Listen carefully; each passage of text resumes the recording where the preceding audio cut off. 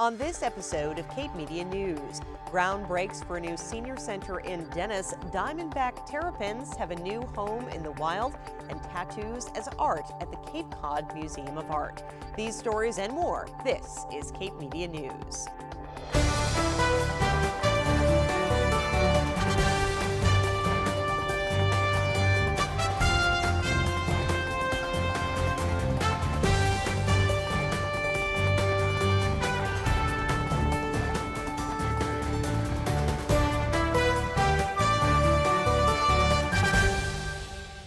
Welcome to Cape Media News. It's Friday, which means a brand new episode. I'm Sarah Colvin, and we have a fantastic show for you today. We're going to show you tattoos as art in Dennis, see ground break for a brand new senior center in Dennis, and learn a little bit about commuting options. It's Smart Transportation Week. We'll start though with news from Cape Cod Community College. There's now a new option for continuing education for 4Cs grads. This week, the college signed an agreement with Curry College that will provide grads with an opportunity to complete their bachelor's degree through Curry College's Division of Continuing Education and Graduate Studies, and it'll save students money too. 4Cs grads transferring to the program are eligible to receive Curry's education partner pricing. Well, senior centers are gathering places for our community, centers for education, socialization, recreation, and so much more. And the town of Dennis is about to get a big upgrade for their senior center. Ground broke for the new facility last week. Cape Media News was there.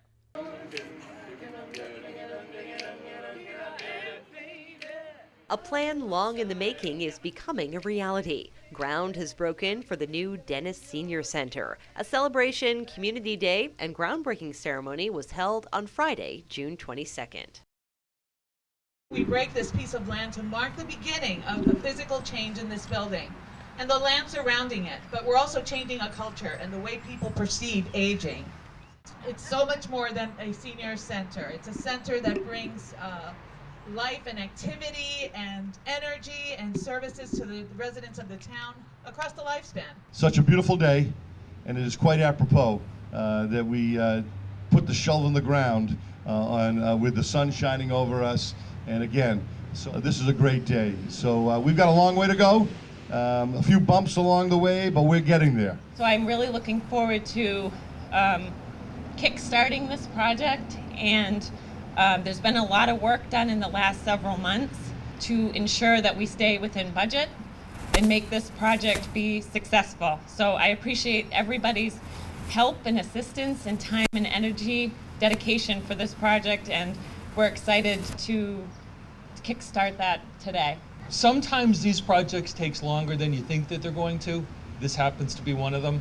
But when it comes out, it's going to be really worthwhile. So once we can get the new part done and fix the old building, it's going to be a great project. It's something this town's needed, and it's needed for a long time. So off we go. I'm thrilled. I think senior centers are, part of the fabric of our community. And I think in Dennis, it's long overdue for an upgrade. And I think here today, you see all the different entities and organizations that support older adults and really, I think, help people have meaningful, vibrant lives. And really, entities like this really help keep people going. And I think that's really important, and just thrilled to support Dennis in doing that. Well, it's a home away from home for many seniors. It's a chance for them to get out. There are so many that are alone. They have, the senior center does everything you can possibly think of. I think what we're trying to do here too is seniors today are older, and we're trying to invite the younger seniors into the center to enjoy activities that we hope to create. I happen to be a gerontologist who is running a senior center, and it's a dream come true for me to be able to be part of building it and developing the concept of what services and programs we're going to be able to offer here.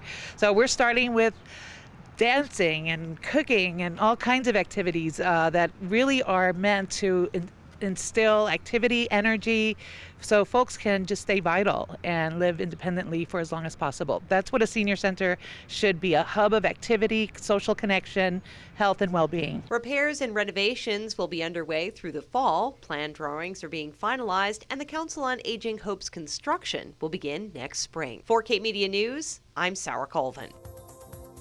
Up next, a head start for threatened diamondback terrapins.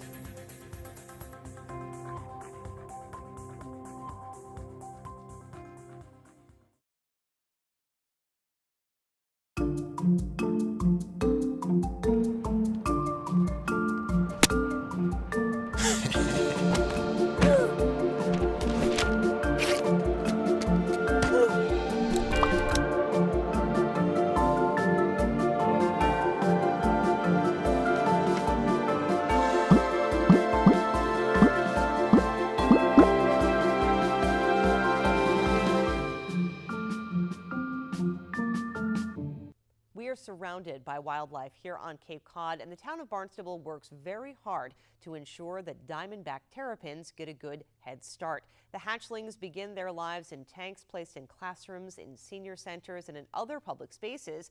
And on Monday night, they were returned to the wild at Sandy Neck Beach. Gabrielle Rawson was there. Diamondback terrapins are beginning a new life in the wild, thanks to the town of Barnstable's Headstart Program. Hatchlings begin their lives in tanks placed in classrooms and other public spaces around town, where they live until they are strong enough to survive predation. This week, they were successfully released into the wild at Sandy Neck Beach. Cape Media News was there. I'm Sean Cordes, a natural resource officer here for the town of Barnstable.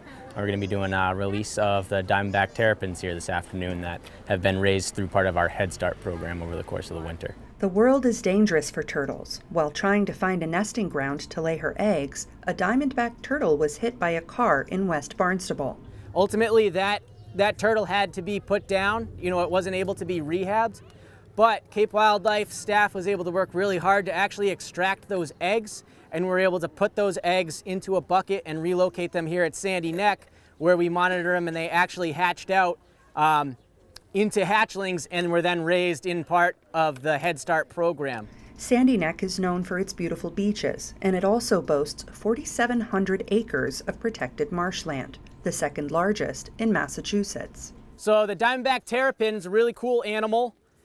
Terrapins are the only species of turtle that have adapted to live in brackish water, which is where freshwater and saltwater mix in different estuaries like salt marshes up here in the north or mangroves down in the south. The diamondback terrapin is protected in Massachusetts, yet they continue to be listed as threatened on the endangered species list. They got that listing for a couple of reasons. So number one is habitat loss. And then the other problem with the terrapin is that it was actually back in the 19th and 20th century, it was actually eaten as a food source. It was sort of seen as a delicacy. So we do a few things here at the beach in order to help protect these animals. We have milk crates that are buried in the sand. Those are actually terrapin nests that are underneath those. So once those adult terrapins leave and they deposit those eggs and they nest, they leave that site and they allow the sun to come down and actually warm up the sand, and that's what incubates those eggs for a few months. So in the wild, when they hatch out at that point, they still have a lot of issues that they have to deal with. Predators would love nothing more than to eat a little tiny terrapin. They also have to deal with birds like gulls and crows and great blue herons that would also go after them. So that's only sort of half the battle, is that hatching point.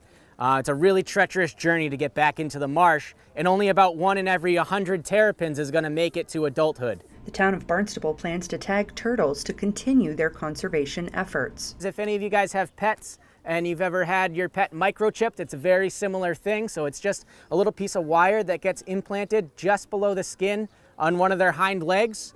And when you use a scanner over that, it has a unique ID code, and that can tell you where that terrapin came from, what year we raised it, what school it was raised in, even what classroom or what library or whatever it was raised in. So it's not an active tag. We can't track them day to day and figure out where they're going or what they're doing, but it also stays with them presumably for life. These turtles are getting released directly into the marsh where they're going to spend the rest of their lives. And so their, potential for survival into adulthood should be much higher. More than 70 hatchlings are now beginning their new life in the wild. For Cape Media News, I'm Gabrielle Rawson. Up next, taking a look at smart transportation on Cape Cod.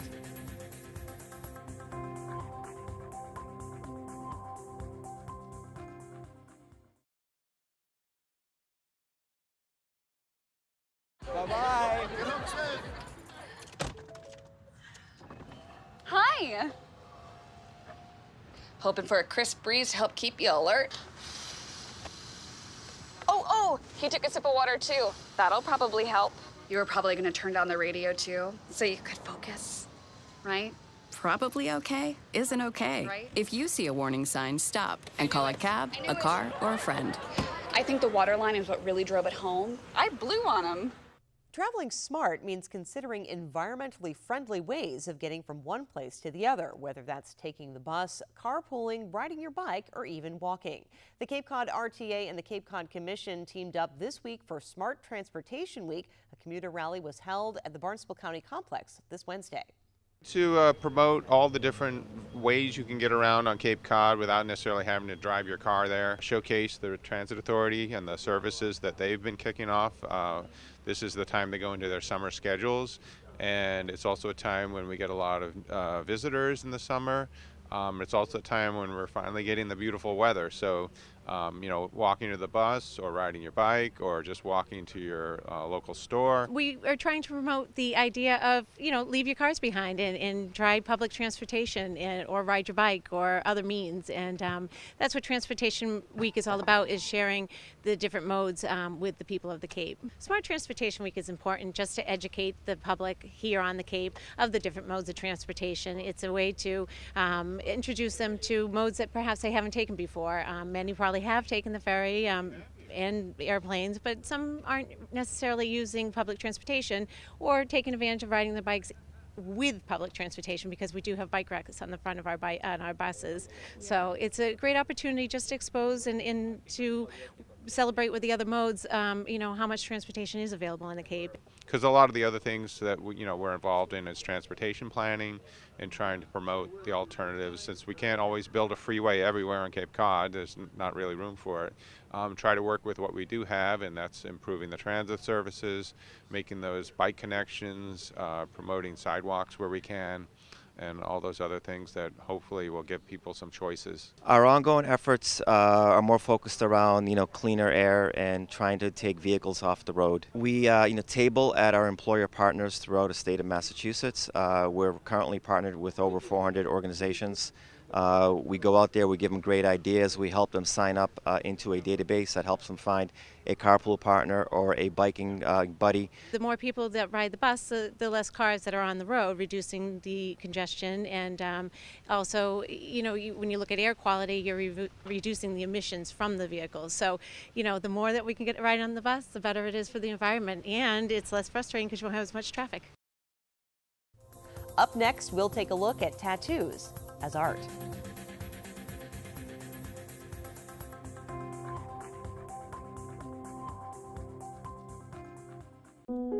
Queen is just my everything. His smile did it. His smile, his eyes, his knowledge. My landlord, he decided that he wanted me to move based on the fact that I was transgender.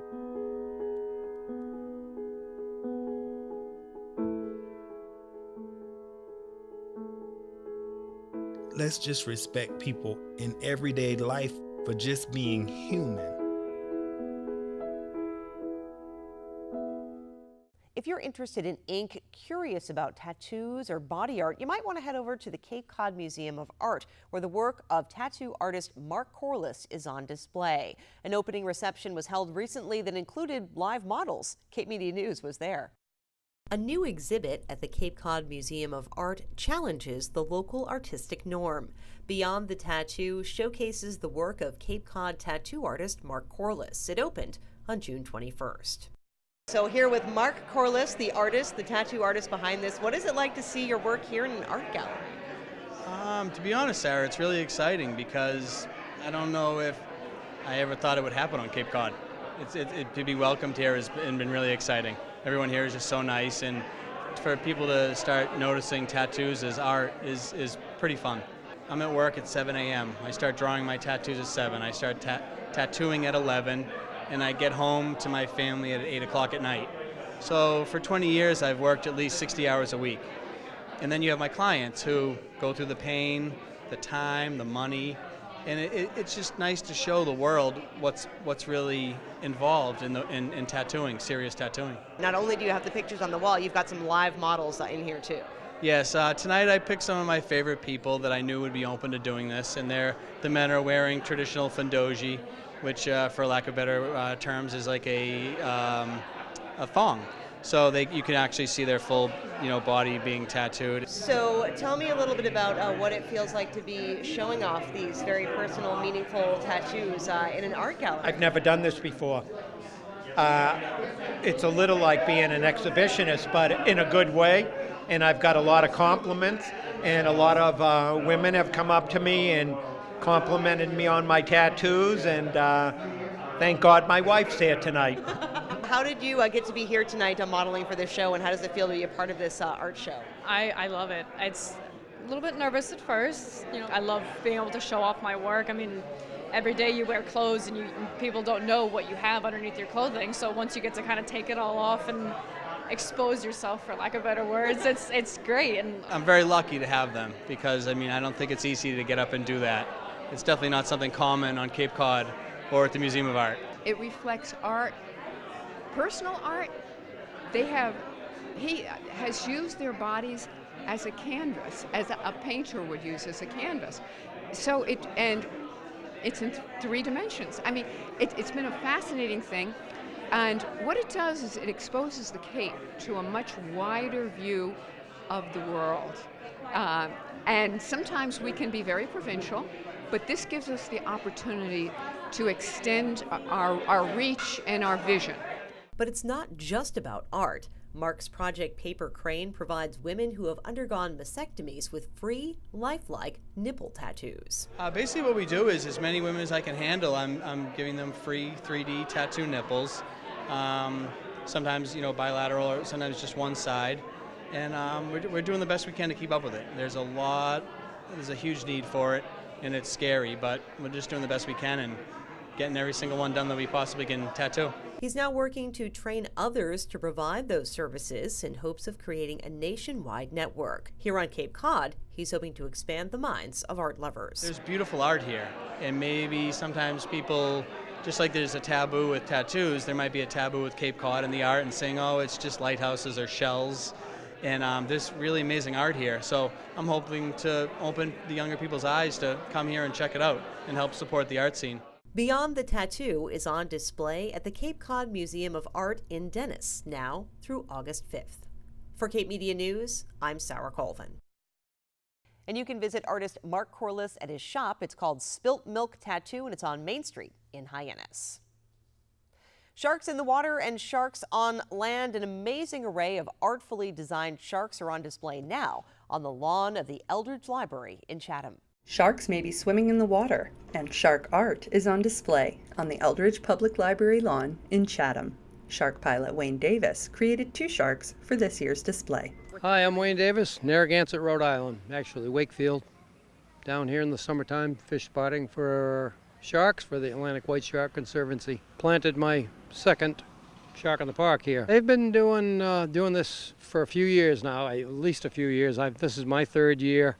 You buy a shark board, PVC shark board from the Chatham Merchants Association, and you decorate it however you'd like. Most people paint them. Some people do some weird stuff to them. I always, before, put a aerial photograph on each side, but this year I decided I'd do something different and gathered up a lot of driftwood and planed it and sanded it, and now I have 2 sharks with wood sides and 2 photos over here. The sharks are auctioned off to benefit the Chatham Merchants Association's efforts to improve the local economy. We auction them. They're on auction, sharksinthepark.net, and I get half, the artist gets half, and I think the Chatham Merchants Association. Visit the sharks on the Eldridge Library lawn through August 17th. For Cape Media News, I'm Gabrielle Rawson. And you can bid on any number of those sharks using the online website Bidding for Good. You do have to register in order to bid for the sharks. Well, summertime on Cape Cod is here, and the 2018 Cape Cod Baseball League season is in full swing. This week we catch up with the Harwich Mariners. Things are heating up for the Cape Cod Baseball League. This week, Cape Media News got to know the Harwich Mariners. My name is Stephen Englick, and I am the head coach of the Harwich Mariners. It's a lot of fun. I have a great coaching staff, and they got a good group of guys. They play hard, and I love coming to the park every single day. The players really make it. If you get a good group of guys, it makes for an enjoyable experience. My name is Danny Casals. I go to the University of Maine, and I'm an infielder. Super exciting. It's a great competition, great baseball, and it's awesome time. I'm Cameron Thompson. I'm from Kansas State University, and I play infield and outfield. He's a grinder, he plays hard, and he goes about his business the right way. The coaches are doing a really good job talking to scouts, talking to other college coaches, finding out what kids have the right caliber to be brought up here to play. Coach got me last year. Loved it so much. Want to come back. Just finished the College World Series. Headed right here. Love being here. In addition to nonstop games, the Harwich Mariners are hosting a variety of family-friendly events all summer long. We are doing our Mariners Youth Clinic. It runs here at White House Field every Monday through Friday, and Coach Gruenberg and Coach Englert together run a great program for the youth. We actually are just partnering up with Monomoy Little League to do a promotion with them, kind of a community event with them. And then we have our Strike Out for Cancer event on July 9th here at White House Field, and our First Responders Night on the 14th, which is really cool. We're going to have some representatives from the police and fire out here with some of their vehicles, and the players are actually going to wear some pretty cool, unique hats for that game as well. We do a great t-shirt toss in the middle of the 4th inning. We do a great 50-50 raffle where fans can, for a small amount of money, go home with a little extra money, and of course just the entertainment of the players playing baseball. You can follow us on Twitter, Instagram, and Facebook. We're all active on all of those as well. As of June 24th, the Mariners were leading their division with 7 wins, 5 losses, and 1 tie. Their winning strategy is simple. One day at a time, just trust the process and work hard. And just listening to my coach, because he knows a lot. For Cape Media News, I'm Gabrielle Rawson. And you can find a full schedule of games online at capecodbaseball.org. You can also look at stats and find details about your favorite team. That's a wrap for this week's edition of Cape Media News. You can stay up to date with us online at capemedia.org. You can watch videos of past episodes, individual segments, and even send us an email and read our blog. That's capemedia.org. For Cape Media News, I'm Sarah Colvin.